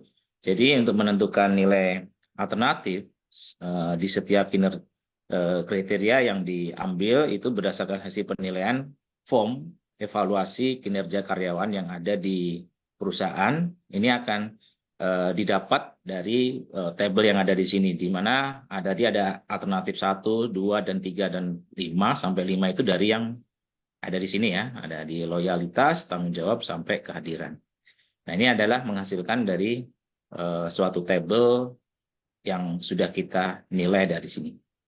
Kemudian dalam penentuan bobot di sini menentukan bobot kriteria. Ini setelah membuat tabel ranting kecocokan alternatif dari setiap kriteria ya. Maka langkah yang selanjutnya ini adalah untuk menentukan bobot referensi ya. Tapi bisa dilihat dari bobot yang ada di sini. Bobot ini dibikin bisa terbentuk bobotnya masing-masing ini karena ini ada suatu semacam kuesioner ya, di mana kuesioner itu menentukan apakah loyalitas itu berapa persen ukurannya, tanggung jawab itu berapa persen, kemudian perilaku, kerjasama dan kehadiran itu ditetapkan dari perusahaan tersebut. Jadi ada semacam penentu atau kebijakan dari biasanya sebagai pimpinan ya, pimpinan yang menentukan. Tapi tidak hanya satu pimpinan, tapi ada beberapa pimpinan yang akhirnya menentukan hasil bobot yang sudah dibagi berdasarkan dari persentase yang ada di sini. Oke. Kemudian di sini ada ranting kecocokan kriteria yang sudah kita buat tadi, yang sudah dibuat tadi ya. Nah, berdasarkan dari hasil evaluasi kinerja karyawan, maka ranting kecocokan ini nanti dari data alternatif dapat dilihat dari tabel yang ada di sini. Jadi poin tertinggi tadi ada 5, kemudian nilai itu nanti akan berdasarkan dari masing-masing kriteria ya, dari alternatif yang ada nanti menghasilkan beberapa kriteria, 5 kriteria ini. Jadi nanti akan menampilkan tabel sebagai berikut. Oke, kita lanjut lagi. Nah, dari yang kriteria yang tadi yang ada di bagian yang kecocokan kriteria tadi ranting, maka akan dijadikan suatu metrik keputusan, di mana di sini metrik keputusan atau X biasanya dari tabel ranting kecocokan setiap alternatif pada setiap kriteria. Jadi nanti akan dikembalikan dinilai bagian metrik ini. Jadi nanti akan menghasilkan nilai yang seperti ini ya dari tabel yang tadi, kemudian nanti akan dijadikan suatu perhitungan. Nah, nanti ada semacam perhitungan ya, menghitung dari metrik ini berdasarkan dari nilai alternatif. Nah, ini adalah sampelnya. Sampel cara menghitungnya tadi dari hasil dari metrik tadi dengan rumus yang sudah ditetapkan dari SAW sendiri yang sudah ada, kemudian nanti akan menghasilkan poin nilai. Mungkin di sini nggak semuanya ya, ini banyak sebenarnya. Ini kan berdasarkan dari alternatif.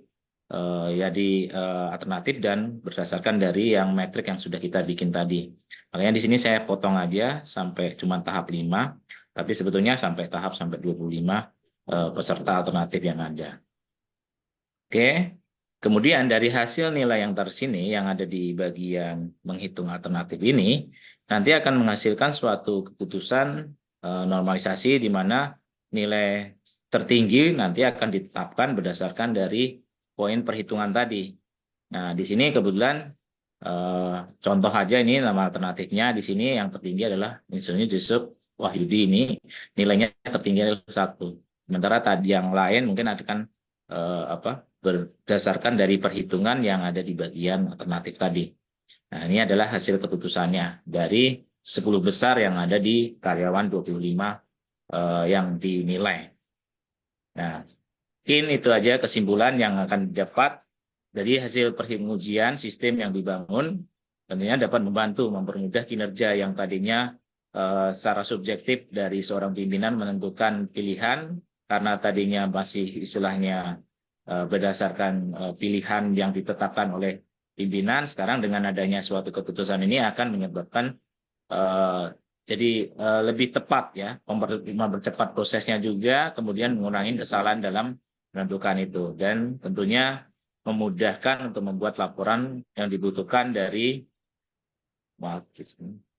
di antara laporan dari hasil karyawan yang terbaik. Jadi bobotnya sudah ditetapkan dan kemudian akan menghasilkan suatu keputusan di mana hasil yang ditetapkan itu menghasilkan suatu pilihan karyawan. Mungkin itu aja Pak Abdisa yang bisa saya sampaikan dalam presentasi hari ini. Semoga ini bisa sebagai acuan nanti untuk ke depan. Pengembangan lebih lanjut untuk penelitian selanjutnya. Saya kembalikan lagi ke Pak Abdisa. Saya ingin bertanya, tadi saya sedikit lihat ya di di kriterianya, Bapak nggak ada yang namanya cost dan benefit ya? Maaf. Bentar. Suaranya kurang keras, Pak. Soalnya bentar, hujan di sini. Bentar. Saya besarin dulu. Maaf. Ya, dalam kriterianya kan tadi saya lihat semuanya cost ya, nggak ada benefit cost, semuanya benefit ya, nggak ada Oh cost iya, benefit. belum ada itu, Pak. Belum ada apa? Benefitnya nggak ada. Dia masih menggunakan kos saja. Oke. Mata kuliah yang mendukung. Nah, saat ini kebetulan ini masih suatu perhitungan dari suatu angka yang ada di sini mungkin lebih tepatnya yaitu mata kuliah SPK, Sistem Pendukung Keputusan yang ada di semester 4. Tapi nanti ke depan ini akan diwacanakan untuk melanjutkan. Tadi kan saya akan hasil kesimpulan tadi kan hanya akan ada dilanjutkan berdasarkan untuk pembuatan suatu aplikasi yang nanti melibatkan dari sisi RPL-nya, kemudian analisa dan sebagainya itu nanti akan terlibat di situ. Dan termasuk pemrograman yang akan digunakan juga. Mungkin lebih ke depan lebih banyak yang akan dibutuhkan untuk keterlibatan di bagian mata kuliah. Tapi kalau yang saat ini yang kita jalankan di sini dalam penelitian ini masih tarafnya satu mata kuliah yaitu Sistem Pendukung Keputusan. Apakah sudah melibatkan mahasiswa dalam penelitiannya? Saat ini belum melibatkan karena mungkin acuannya masih belum ada ya. Artinya mungkin nanti ke depan mungkin masih kita pilih-pilih kalau seandainya nanti ada pembuatan aplikasi dan sebagainya mungkin kita akan bisa lebih lanjut lagi untuk melibatkan mahasiswa. Oke, cukup ya. Diseminasinya diterima. Selanjutnya next. Terima kasih. Pak Gema ya. Menggantikan Pak Ahmad ya. Siap, Bos. Tunggu sebentar. Aduh. Ini co-host jadi inin sendiri ya. Izin Bos, share, ntar dulu sebentar, share screen.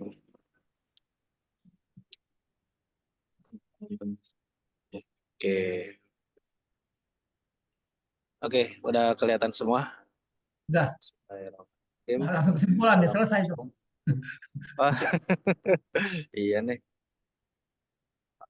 Bismillahirrahmanirrahim. Assalamualaikum warahmatullahi wabarakatuh. Selamat siang menjelang sore semuanya.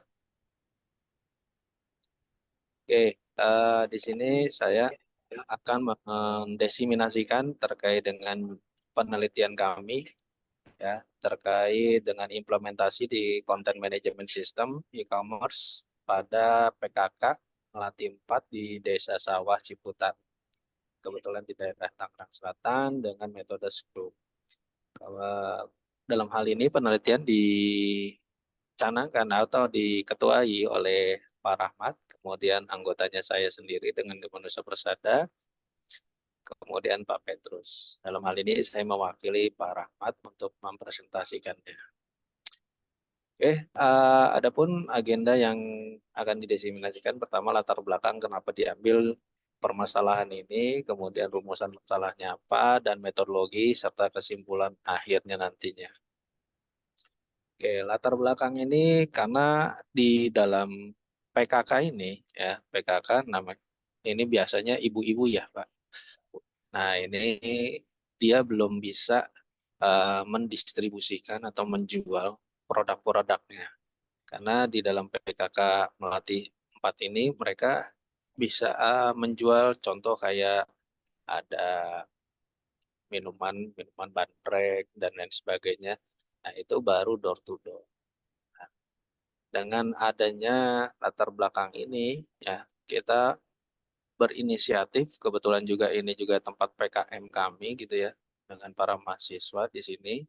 Nah, itu berinisiatif sudah kita coba untuk mengembangkan ke dalam e-commerce. Awal mula kita mau mencobanya menggunakan Tokped. Kemudian pada saat sosialisasi awal kita PKM itu kita sosialisasikan terkait dengan Tokped, mereka lebih condong untuk Pak gimana kalau seandainya dibuatkan untuk website sendiri sehingga kami bisa mengembangkan sendiri naruh-naruh sendiri tanpa harus ada kan fee untuk di platformnya. Oke, maka dari itu merupakan latar belakang kami. Nah, itu rumusan masalahnya pun juga sama, karena ya salah satunya adalah pada saat mereka berinisiatif berjualan, mereka itu tidak mampu mengetahui keuntungan besar kecilnya berapa, karena produknya itu antara harga jual dengan harga keuntungan itu tercatatnya hampir sama, sehingga dianggapnya modalnya sekian udah selesai. Cuman secara keseluruhan, tidak per produk. Nah, itu merupakan salah satu rumusan masalah, sehingga kami pun mengembangkan, sudah kita coba, kita bantu untuk mengembangkan produknya e-commerce ini menggunakan website. Nah, metodologi kenapa kami mengambil Scrum? Pertama, Scrum ini bersifat pada produknya. Jadi produknya itu sesuai dengan kemauan daripada si customer gitu ya, dalam hal ini PKK. Sehingga kita melakukan meeting ya atau pertemuan terhadap itu. Kemudian disampaikan juga untuk produknya nantinya mau seperti apa, langsung kita melakukan pertemuan kembali. Nah, kita ruang lingkupnya kita tentukan sehingga tidak membleber kemana-mana, bahasanya membleber itu melebar kemana-mana, sehingga ini metode yang tepatnya seperti itu. Nah, singkat aja, ini aktivitas diagramnya daripada aplikasinya. Jadi sehingga si ibu-ibu PKK ini bisa mengetahui produk-produknya, kemudian besar penjualan dari stok yang ada itu apa saja. Selanjutnya ini desain tampilan yang sudah kita buat gitu ya. Dan memang nggak bisa dilihat aja. Di sini aja berarti. Ya, ini desain tampilan mulai dari halaman login, kemudian halaman penjualan, ya, kemudian halaman admin, ini halaman admin reseller itu untuk mengetahui nantinya keuntungan dan lain sebagainya. Nah, ini memang mirip-mirip seperti halnya Tokopedia dan lain sebagainya, cuman memang dipersingkat, ya, diperkecil skopnya. Kalau Tokopedia kan ada elektronik dan lain sebagainya. Kalau di ibu-ibu PKK itu dia merupakan hasil penjualan dari produk-produknya dia sendiri, gitu ya.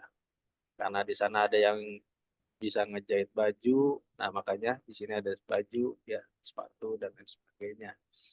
Itu merupakan salah satu keunggulan dari ibu-ibu PKK ini. Nah, kesimpulan akhirnya itu adalah dengan adanya sistem informasi e-commerce, pastinya mengefisienkan waktu terkait dengan pembuatan stok barang yang tersedianya, sehingga beberapa ibu PKK itu bisa memproduksi lagi, ya. Juga mengetahui keuntungan laba ruginya itu seperti apa. Jadi per produk. Jadi yang selama ini kita diskusikan dengan ibu-ibu itu adalah secara keseluruhan. Jadi tidak per produk. Nah, itu yang salah satu kesulitannya. Jadi untuk membagi-bagi hasil mereka itu sangat sulit. Gitu. Karena di PKK itu sistemnya adalah bagi hasil.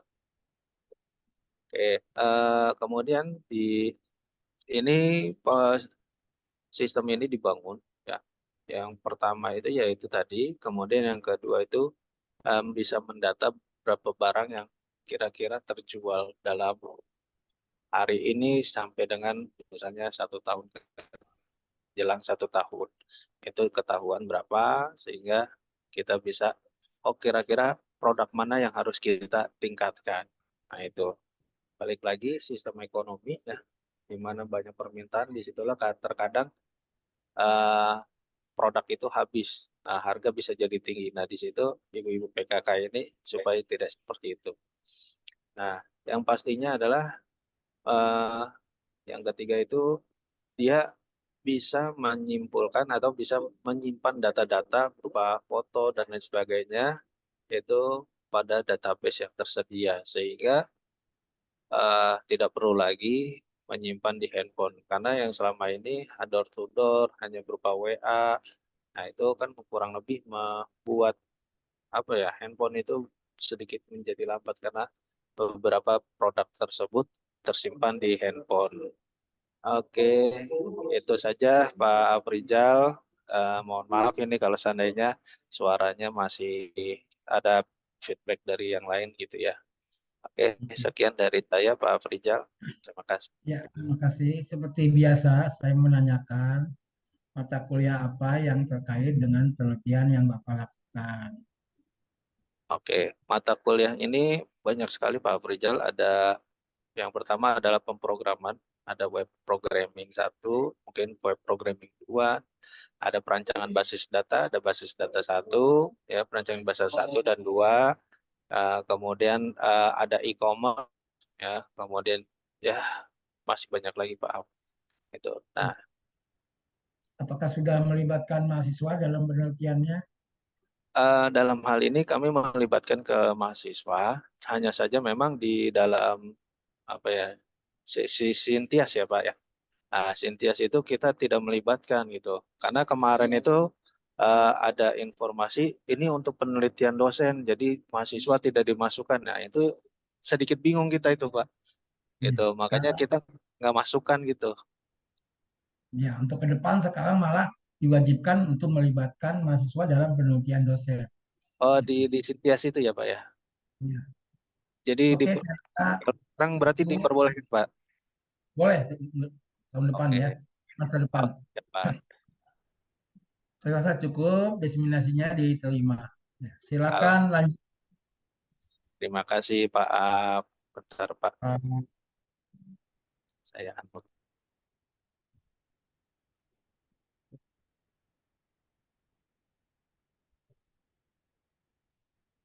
Oke, selanjutnya siapa Pak Afrizal? Dwi Fahmi. Mohon izin Bapak Ibu, apakah presentasi sudah terlihat Pak? Sudah. Oke. Assalamualaikum warahmatullahi wabarakatuh. Waalaikumsalam warahmatullahi wabarakatuh. Terima kasih Pak Afrizal atas kesempatannya untuk saya presentasikan. Mohon maaf, saya tidak bisa menampilkan gambar karena kameranya ada kendala.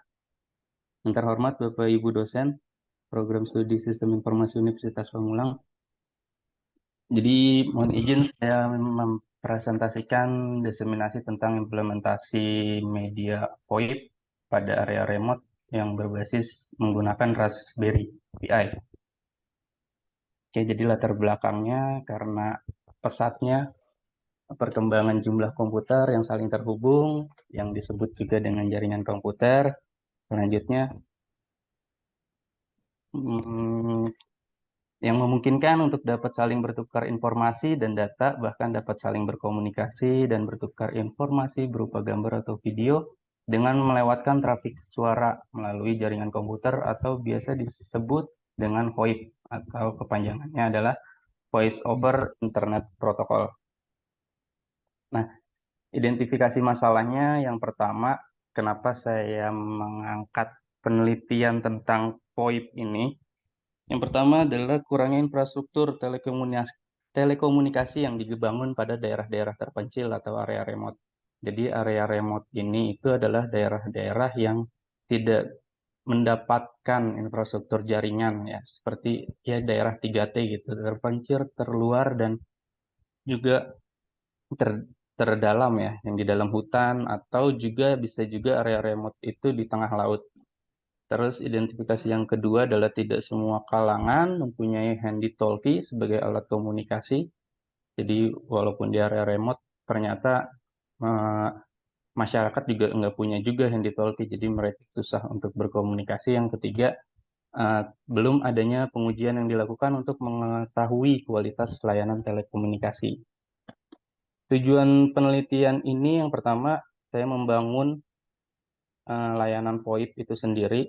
Terus yang kedua, layanan VoIP ini saya gunakan dengan memanfaatkan smartphone yang bisa jadi smartphone sudah hampir seluruh masyarakat punya gitu ya, dibandingkan dengan handy-talkie. Jadi smartphone-nya bisa digunakan sebagai handy-talkie gitu. Terus yang ketiga, melakukan pengujian QoS atau Quality of Service dengan harapan nilai delay-nya kurang dari 30 milisecond, jitternya kurang dari 75 dan paket loss-nya kurang dari 15%. VoIP itu sendiri adalah teknologi yang mampu mengirimkan data suara, video, dan juga data yang dalam bentuk data yang berbentuk paket secara real time. Jadi suara ataupun video dikirimnya secara real time. Jadi cara kerjanya gini, nanti ada sumber suara ini dalam bentuk analog itu akan namanya di digitalisasi gitu ya, analog digital converter, jadi dikonversi menjadi data digital. Nah, data digital ini yang akan dilewatkan melalui sinyal pemancar itu, entah nantinya pakai access point atau pakai yang lainnya gitu. Nah, dari sinyal digital ini selanjutnya nanti dikonversi lagi ke sinyal analog tadi untuk sampai ke tujuannya. Jadi gitu. Nah, topologi sederhana yang saya buat seperti ini. Jadi servernya saya pakai si Raspberry Pi ini yang jadi server. OS-nya juga saya pakai Raspbian. Jadi OS bawaannya si Raspberry. Terus ada antena pemancar. Jadi kalau versi singkatnya sih bisa pakai access point biasa gitu ya. Atau kalau mau versi besarnya ya pakai antena Omni dan yang lainnya. Terus usernya nanti bisa Android, bisa laptop gitu. Jadi bisa semua perangkat yang bisa terhubung dengan WiFi dan juga bisa download aplikasinya itu pasti bisa menggunakan. Jadi nanti ada softphone-nya juga untuk yang di handphone dan juga ada aplikasinya juga untuk yang di laptop. Terus metodologinya. Di sini saya menggunakan metodologi PPDOO, DIOO. Ini metodologi yang dikembangkan oleh Cisco. Yang pertama itu prepare. Jadi di sini di tahap prepare saya analisis terhadap kebutuhan jaringan pada saat melakukan panggilan. Terus langkah keduanya adalah plan. Itu menentukan hardware dan software pada server dan klien yang akan digunakan. Selanjutnya desain terkait dengan topologi. Selanjutnya implementasi, yaitu menerapkan desainnya dari topologinya. Operate, itu mengkonfigurasi terkait server dan juga klien, sama optimize, yaitu melakukan hasil pengujiannya atau analisis kinerja dari si server dan juga kliennya. Nah, ini implementasinya. Jadi implementasinya yang sebelah kiri ini adalah saat konfigurasi si servernya yang di dalam Raspberry itu. Jadi ini hanya tampilan sedikit saja yang saya tampilkan. Terus ini juga ada konfigurasi yang tengah ini, konfigurasi terkait aplikasi yang ada di desktop, baik itu di laptop ataupun di PC. Dan juga yang sebelah kanan ini tampilan aplikasi yang ada di Android. Gitu. Jadi baru bisa di Android, untuk iPhone, iOS itu belum bisa. Selanjutnya hasil pengujiannya. Jadi saya lakukan pengujian terkait delay, jitter, dan juga paket loss. Jadi ada 45 kali pengujian yang dari jarak paling rendahnya 10 meter dan paling jauhnya itu sampai 20 meter. Dengan jumlah percakapan juga berbeda-beda, dari 2 sampai 40 percakapan, ada yang 6 gitu. Jadi saya mix untuk hasil pengujiannya. Dan hasilnya rata-rata delay itu cuma 0,28 second. Gitu. Terus juga jitternya di angka 0,5 second dan paket loss-nya 0%. Jadi semua paket berhasil dikirimkan gitu. Dan kesimpulannya, berdasarkan penelitian yang telah diuraikan, maka dapat diketahui bahwa pengujian yang dilakukan dengan 45 kali percobaan dengan kategori dan parameter yang berbeda-beda, dan didapatkan nilai rata-rata delay-nya sekitar 0,28 second, jitternya 0,5, dan paket loss-nya 0%. Maka dapat saya simpulkan bahwa yang pertama, smartphone dapat digunakan sebagai peranan handy talkie pada area remote. Jadi pada area-area terpencil itu bisa digunakan gitu smartphone kita untuk berkomunikasi dengan si VoIP ini. Terus kenapa saya milihnya menggunakan Raspberry Pi? Karena kan itu sebagai server ya, jadi nggak perlu harus ada laptop sebagai server atau komputer sebagai server, jadi si servernya itu bisa kita pindah-pindah kemana-mana. Yang kedua, penggunaan Raspberry Pi sebagai server sanggup melayani komunikasi dengan jarak jangkauan sampai 20 meter dengan percakapan secara bersamaan dengan baik pada area remote. Jadi terkait jarak itu tergantung dari si antena pemancarnya. Jadi kekuatan antena pemancarnya itu yang akan menentukan jaraknya sampai berapa meter sebenarnya gitu. Dan untuk Raspberry Pi dengan 6 percakapan itu sudah baik gitu. Oke, mungkin itu aja Pak Afrizal dari saya. Mungkin ada pertanyaan. Oke. Ya, ini bagus sekali ya. Ini yang saya dulu pernah lakukan di sepatu bata ya. Sepatu bata yang sekarang sudah tutup sih. Ya, yang menggunakan VoIP ya. Gitu. Waktu itu bulenya masa minta dikasihkan solusi untuk apa namanya, dia menggunakan dalam 1 bulan itu habis 60 juta buat biaya telepon antar cabang. Jadi antar cabang aja dia menggunakan line telepon dan itu habis sekitar 60 jutaan. Nah, itu saya buatkan ya menggunakan VoIP ini, tapi yang saya gunakan menggunakan list line ya. Jakarta Surabaya waktu itu. Saya menggunakan list line sehingga semua apa namanya yang ada di Jakarta maupun yang di Surabaya menjadi satu lokal. Jadi nggak perlu lagi pakai telepon. Ya, jadi pakai extension aja gitu ya Pak? Iya, extension betul. Itu yang saya lakukan. Ya. Dan itu sangat-sangat banyak membantu ya. Bulenya bilang, wah ini yang begini yang mau saya menghemat biaya. Oke, itu aja saya mau tanyakan satu lagi. Ini apakah penelitiannya ini melibatkan mahasiswa? Untuk saat ini belum Pak melibatkan. Dari mata kuliah yang terkait kira-kira apa saja? Terkait dari jaringan komputer dan juga komunikasi data Pak.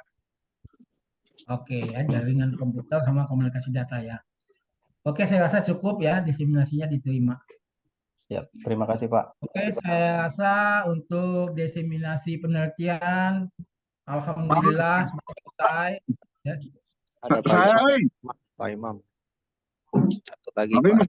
Aduh, tapi masih di jalan Pak. Hah? Tapi masih di jalan, Pak Imam penelitian bukan PPKM? PKM dan penelitian sebenarnya Pak, cuma saya lupa belum input kok. Kalau nggak apa-apa Pak, gimana? Nggak apa-apa. Bisa sekarang nggak bisa? Kenapa? Bisa sekarang nggak? Bisa, pakai itu aja. Saya penelitiannya gini Pak. Ya udah, langsung aja. Bisa nggak bisa nih slide-nya nggak bisa ditampilkan? Oke, slide-nya mana ya? Pakai HP Pak ini Pak, aduh. Atau wait.